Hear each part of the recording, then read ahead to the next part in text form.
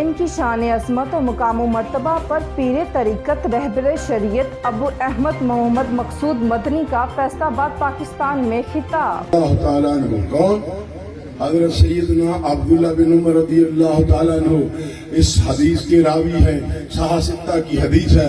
میرے آقا کریم علیہ السلام نے ارشاد فرمایا، اے میرے پیارے صحابہ، اس کے دو راوی، ایک اور راوی بھی ہے، وہ ہے سیدنا ابو بکرہ، ایک ابو بکر ہے سرکار کے صحابی، ان کا نام ہے ابو بکرہ رضی اللہ تعالیٰ عنہ۔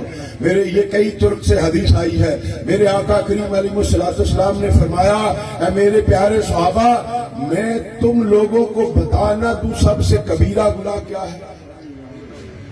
اللہ اکبر۔ میرے نبی نے کیا فرمایا؟ محترم بھائیو بولو ذرا، میں نے ابھی کیا کہا؟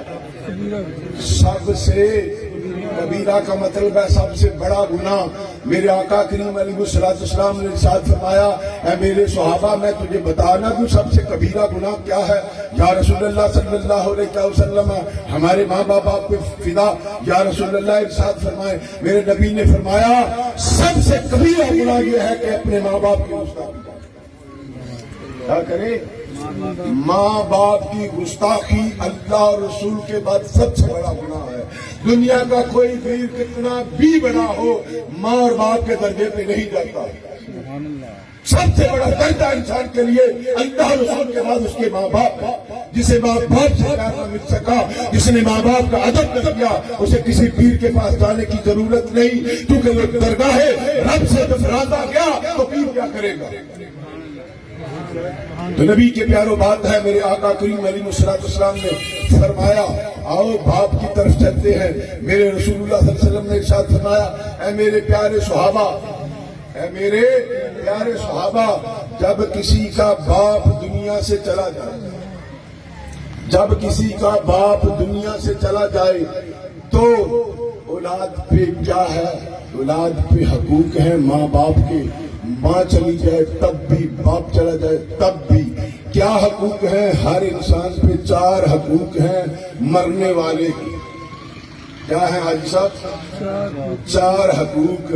اب دیکھنا ہے وہ حقوق کون سے ہیں۔ میرے آقا کریم علیہ السلام نے فرمایا، ماں باپ کے مرنے کے بعد ان کے لیے دعائے استغفار اور دعائے رحمت کرنی، جس کے لیے آج ہم بیٹھے ہیں۔ یہ حاجی اکبر آیا، مرنے والے کے اپنی اولاد پہ 4 حق ہیں۔ اس کے مرنے کے بعد اس کے لیے دعائے استغفار اور دعائے رحمت و برکت، یعنی ایصال ثواب کی محافل سجائے، اس کے لیے قرآن پڑھ کے بخشے، اس کے لیے کوئی صدقہ جاریہ کرے، کوئی مسجد بنا دے، کوئی مدرسہ بنا دے، کسی یتیم کے سر پہ ہاتھ رکھ دے، کسی کو کھانا کھلائے، اس نیت سے کھڑا میں رہا ہوں ثواب میری ماں اور میرے باپ کو پہنچے۔ تو نبی کریم علیہ السلام نے ارشاد فرمایا، دوسرا حق کہ وہ اپنے باپ کے، ماں کے مرنے کے بعد باپ کے بھائیوں کو اسی نظر سے دیکھے، باپ کے بھائیوں کو اسی نظر سے دیکھے، اسی طریقے سے محبت کرے جس طریقے سے اپنے باپ سے محبت کرتا تھا۔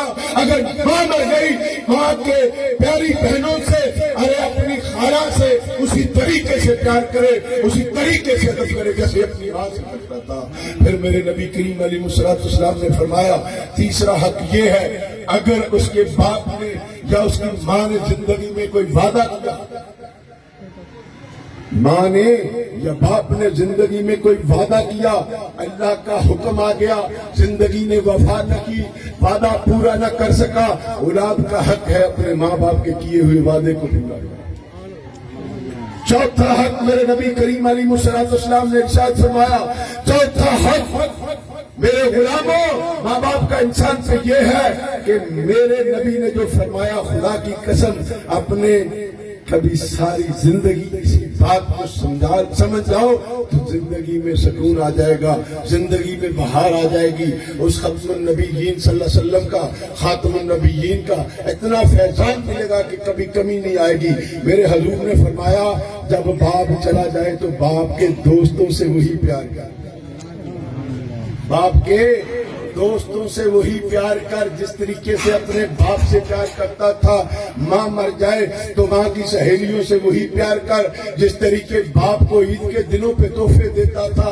अब बाप के बाद अब बाप के दोस्तों की उसी तरीके से खिदमत कर। कभी चाचा कह, कभी मामा कह, कभी फूफा कह, उनकी खिदमत कर। कभी माँ की सहेलियों को, कभी खाला कह, कभी फूफी कह, कभी किसी रिश्ते से उनको जाके थोड़े थोड़े तोहफे दिया कर। इसलिए कि मैं तोहफे तो इनको दूंगा, सरवर अंबिया राजी हो जाएंगे, खुदा सुलमरन राजी हो जाएंगे, और फिर मेरी माँ की कब्र और मेरे बाप की कब्र पे अल्लाह